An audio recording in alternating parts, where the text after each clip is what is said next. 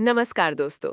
अगर आप ट्रेडिंग की दुनिया में नए हैं या आप एक एक्सपीरियंस्ड ट्रेडर हैं, तो आप सही जगह आए हैं। हमारे चैनल पर हम अक्सर ट्रेडिंग से जुड़ी बुक समरीज लेकर आते हैं ताकि आप मार्केट की गहरी समझ हासिल कर सके।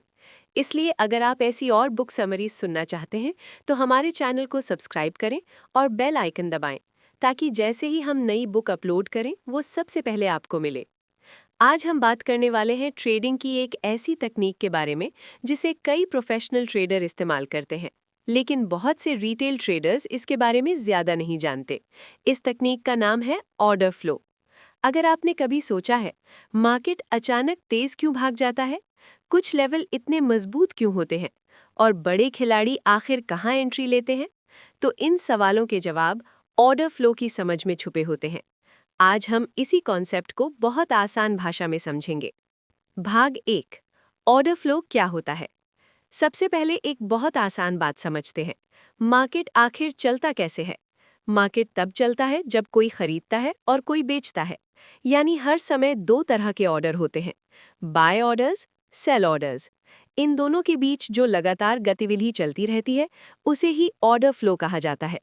सरल शब्दों में कहें तो ऑर्डर फ्लो हमें ये समझने में मदद करता है कि इस समय मार्केट में असली ताकत किसके पास है, खरीदारों के पास या विक्रेताओं के पास। भाग 2, मार्केट की असली कहानी। अक्सर नए ट्रेडर केवल कैंडल स्टिक देखते हैं, लेकिन कैंडल हमें सिर्फ ये दिखाती है कि कीमत ऊपर गई या नीचे। कैंडल ये नहीं बताती कि उस मूव के पीछे कितनी ताकत थी। ऑर्डर फ्लो हमें वही छुपी हुई जानकारी देता है। ये दिखाता है कहाँ ज्यादा ऑर्डर आ रहे हैं, कहाँ बड़े खिलाड़ी सक्रिय हैं और कहाँ मार्केट कमजोर पड़ रहा है। भाग 3, बड़े खिलाड़ी कैसे ट्रेड करते हैं। एक महत्वपूर्ण बात समझिए, बड़े संस्थागत ट्रेडर कभी भी अचानक मार्केट में एंट्री नहीं लेते। उनके ऑर्डर बहुत बड़े होते हैं। अगर वे सीधे मार्केट में प्रवेश करें तो कीमत बहुत तेजी से बदल जाएगी। इसलिए वे ऐसे लेवल ढूंढते हैं जहां पर्याप्त लिक्विडिटी हो, यानी जहां बहुत सारे बाय और सेल ऑर्डर्स मौजूद हों। ऑर्डर फ्लो हमें ऐसे ही लेवल पहचानने में मदद करता है। भाग 4, सपोर्ट और रेजिस्टेंस की नई समझ। अक्सर हम सपोर्ट और रेजिस्टेंस की लाइनें बनाते हैं, लेकिन कई बार ये लेवल टूट जाते हैं। क्यों? क्योंकि केवल लाइन खींचना काफी नहीं, हमें ये भी समझना होगा कि उस लेवल पर वास्तव में कितने ऑर्डर मौजूद हैं। अगर किसी लेवल पर भारी ऑर्डर फ्लो हो तो वो लेवल बहुत मजबूत बन जाता है। भाग 5, ट्रेडिंग सेटअप्स क्या होते हैं। इस किताब में लेखक कुछ खास ट्रेडिंग सेटअप्स के बारे में बताते हैं। ट्रेडिंग सेटअप का मतलब है ऐसी स्थिति जहां ट्रेड लेने की संभावना अधिक होती है। हर ट्रेड मौका नहीं होता, लेकिन कुछ खास परिस्थितियां ऐसी होती हैं जहां जीतने की संभावना बढ़ जाती है। ऑर्डर फ्लो इन्हीं अवसरों को पहचानने में मदद करता है। भाग 6, लिक्विडिटी का महत्व। मार्केट में सबसे महत्वपूर्ण चीजों में से एक है लिक्विडिटी। लिक्विडिटी का मतलब है किसी कीमत पर कितनी आसानी से ट्रेड हो सकता है। जहां ज्यादा ऑर्डर होते हैं वहां लिक्विडिटी ज्यादा होती है। बड़े खिलाड़ी हमेशा ऐसे ही क्षेत्रों में ट्रेड करते हैं, क्योंकि उन्हें अपने बड़े ऑर्डर भरने के लिए बहुत सारे खरीदार और विक्रेता चाहिए होते हैं। भाग 7, फॉल्स ब्रेकआउट की सच्चाई।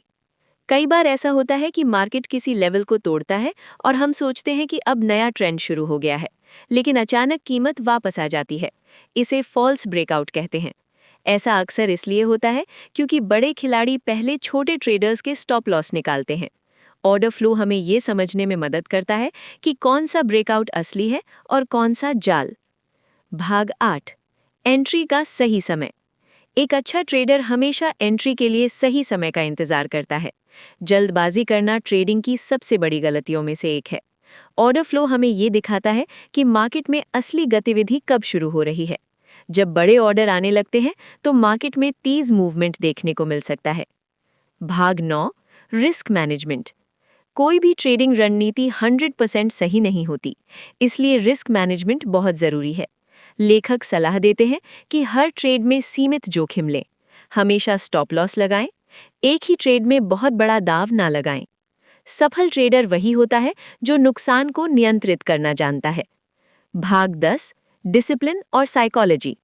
ट्रेडिंग केवल तकनीकी ज्ञान का खेल नहीं है, ये मानसिक नियंत्रण का भी खेल है। बहुत से ट्रेडर स्ट्रैटेजी तो सीख लेते हैं, लेकिन इमोशन को नियंत्रित नहीं कर पाते। डर, लालच और अधीरता अक्सर अच्छे ट्रेड को भी खराब बना देते हैं। इसलिए डिसिप्लिन सबसे जरूरी गुण है। भाग 11, धैर्य की शक्ति। ऑर्डर फ्लो ट्रेडिंग में सबसे बड़ी ताकत है धैर्य। हर दिन ट्रेड करना जरूरी नहीं, सही मौका मिलने का इंतजार करना ही समझदारी है। कभी कभी एक सप्ताह में सिर्फ 2 या 3 अच्छे सेटअप मिलते हैं, लेकिन वही काफी होते हैं। भाग 12, लगातार सीखना। मार्केट हमेशा बदलता रहता है, इसलिए एक ट्रेडर को भी लगातार सीखते रहना चाहिए। नई परिस्थितियों को समझना और अपनी रणनीति को सुधारते रहना बहुत महत्वपूर्ण है। ऑर्डर फ्लो हमें ये समझने में मदद करता है कि मार्केट के अंदर वास्तव में क्या हो रहा है। ये हमें केवल कीमत नहीं, बल्कि कीमत के पीछे की ताकत दिखाता है। अगर आप इस तकनीक को धैर्य और अनुशासन के साथ सीखते हैं, तो ये आप याद रखिए, ट्रेडिंग में कोई जादुई फॉर्मूला नहीं होता। सफलता आती है सही ज्ञान से, सही मानसिकता से और लगातार अभ्यास से। अगर आप सीखते रहेंगे और अनुशासन बनाए रखेंगे, तो धीरे धीरे आप भी एक बेहतर ट्रेडर बन सकते हैं। अगर आपको ये सारांश पसंद आया, तो इसे अपने दोस्तों के साथ जरूर शेयर करें, ताकि सभी ट्रेडर्स इस तरह की वैल्यूएबल जानकारी पा सकें। धन्यवाद।